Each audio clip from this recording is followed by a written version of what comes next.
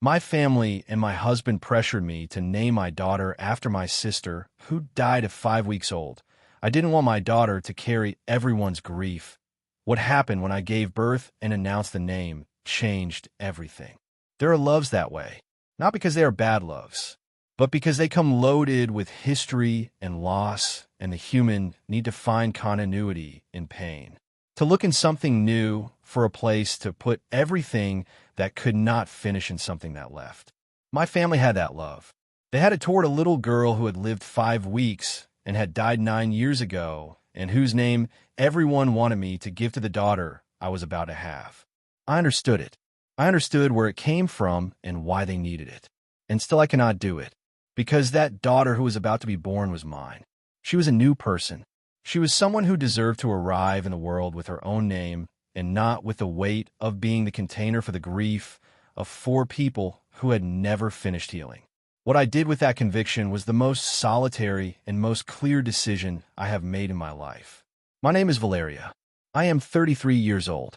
I'm a clinical psychologist specializing in grief and trauma, which is a career choice that when I tell it in this context surprises nobody either. I have a sister who is named Lucia. She was born 18 years ago. She lived 5 weeks. She died from a congenital cardiac malformation that had not been detected in the prenatal studies, and that when it manifested had no possible solution with the medical technology of that time. I was 9 years old when Lucia was born, and 14 when I truly understood what her death had done to my family. Not dramatically, in the quiet and persistent way that unresolved grief reshapes people. My mom, who cried every 5th of October, which was the day Lucia had been born. My dad, who never talked about her, but had a framed photo on his desk that never moved from its place. The way both of them looked at other people's babies with an expression I learned to recognize as the specific mixture of love and loss that has no name in any language I know. Lucia was present in my family in a way no absent person should be present, as the measure of everything that could have been and was not. I got pregnant a year ago. The pregnancy was not planned, but was welcomed in a way that, when I think about it, still produces something warm in my chest. My husband Tomas and I have been together for 6 years, 3 of them married, and even though the timing was not what we had imagined, the news arrived with the clarity that this was what we wanted. The first thing I felt when I saw the positive result was joy. The second, almost immediately after, was a premonition. I knew in that moment, with the certainty of someone who has studied grief and who knows her family, that when my parents found out it was a girl, a conversation was going to begin that I did not want to have. The conversation started sooner than I expected. My mom said it in the 3rd week after we found out the sex. We were having coffee at her house, and she said it with the naturalness of someone proposing something that seems obvious to them. That if it was a girl, it would be beautiful to name her Lucia. That would be like having her back in some way. That Lucia would have loved having a niece. My dad nodded from the other side of the table with the expression of someone who had thought the same thing, but had waited for my mom to say it first. I told him I would think about it, not because I was going to, but because in that moment, I did not have the energy for the complete conversation, and I needed time to prepare it. What I did not anticipate was that Tomas thought so too. He told me that night when we got home, not with the same emotional weight as my parents, but with the logic of someone who genuinely did not see the problem. That it was a beautiful name, that it would make my parents happy, that it was a way of honoring a family history that mattered. I asked him whether he had thought about what it meant for the girl. He told me he did not understand what I was referring to. I told him that if we named her Lucia, every time someone in my family looked at her, they would be looking at a girl who was the container for a grief that had gone unresolved for 9 years. That she would grow up hearing stories about someone she never knew, but whose name she had to carry. That her birthday would emotionally coincide for my parents with the birthday of a girl who had died. That was not a name. It was an inheritance nobody had asked her permission to give her. Tomas told me maybe I was overthinking it. I told him I was a psychologist specializing in grief, and I was probably not thinking about it enough. The following weeks were the most exhausting of my pregnancy. Not physically, emotionally. My parents mentioned the name at every visit. Not aggressively, in the way people who want something mention it, with the frequency of someone who hopes that repetition will eventually work where reason has not. Tomas had moved from the initial proposal to a more neutral position, but that in practice meant he did not actively back me when my parents brought it up, which in a family context was equivalent to validating them. An aunt joined in, then a cousin. The argument expanded with the mechanics of family ideas that become consensus. There would be a beautiful tribute that Lucia deserved to be remembered, that a name was just a name. That a name is just a name is what someone says who has not thought about what names do. Names are the first thing we receive. They're the first thing the world tells us about who we are. They're the story others carry about you before knowing you. A name is never just a name. I made the decision in the 7th month. Not dramatically. While driving home after a prenatal appointment where the doctor had told me everything was perfect and the girl was healthy and in a few weeks I would be able to meet her. I thought about that girl who was about to be born. I thought about how she deserved to arrive with something of her own. And I thought of a name I had had in my mind since the 3rd week of the pregnancy and had never mentioned because while the debate about Lucia was active, there was no space for any other name. The name was Alma. I thought it and knew it was right with the kind of certainty that requires no argument. I got home and told Tomas we had made a decision, that the girl was going to be named Alma.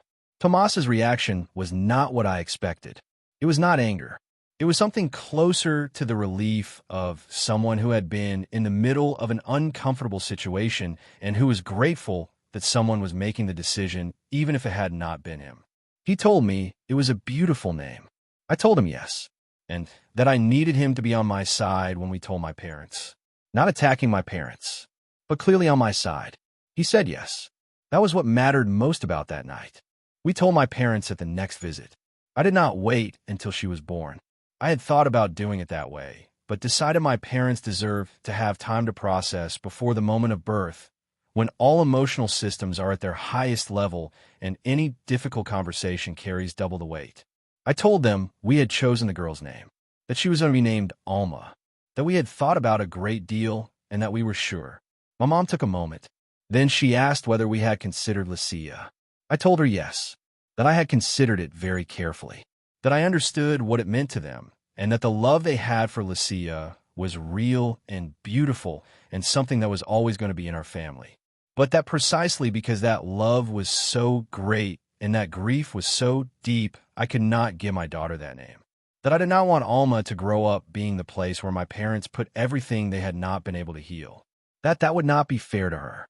That Lucia deserved to be remembered as Lucia, not as someone else's name. My mom cried. My dad said nothing for a long time. What my dad said when he spoke was something I did not expect. He told me he understood. Not easily. Not with the lightness of someone who accepts something quickly to avoid conflict. With the slowness of someone who is processing something while saying it. He told me he had kept Lucia's photo on his desk for 9 years because he did not know how to put it away without feeling like he was abandoning her. That perhaps I was right, that putting that name on a new girl was a way of continuing to carry instead of healing. But he had not thought about that. My mom kept crying, but it was a different cry from the one I had expected. It was not the cry of someone who had been told no. It was the cry of someone touching something that had gone untouched for a long time. Alma was born 4 months ago. When I placed her in my mom's arms in the recovery room, I saw something in her face I had not seen before. She looked at her as herself, as Alma, not with the searching expression I had feared, that search for another person in this face. She just looked at her. My dad held her afterward and called her by her name from the first moment. Alma. 3 weeks after the birth, my parents started a grief therapy process. Not because I directly asked them to, but because the conversation we had during the pregnancy had opened something that had been closed for years and that needed an appropriate space to be processed. Tomas told me after my parents' first visit with Alma that he had noticed something different in them. I told him yes, that sometimes protecting your daughter from a weight is also, without planning it, freeing your parents from it. What I want you to take from this story has 2 parts that need each other. The first, babies are not containers for grief. No matter how much the one who is lost is loved, a child who arrives in the world deserves to arrive with their own identity that is not the continuation of a story of loss, that is not forgetting the one who left, is respecting the one who arrives. The second, Grief that is not processed gets transferred. It gets transferred to the places and the people where the love is large enough to receive it. Sometimes those places are the newest and the most vulnerable. Recognizing that is not abandonment of the one who was lost. It is the first step towards stopping losing them again every day. If this story touched you, comment. Would you have used the name or done the same? Like if you believe babies deserve names free from others' grief. Subscribe for more real stories. Share with someone who is navigating family expectations during a pregnancy. Reflection to take with you. If there's an unresolved grief in your family that is being transferred to new situations, that is not a sign that the love is not enough. It is a sign that the grief needs its own space to be processed. Grief therapy exists exactly for that.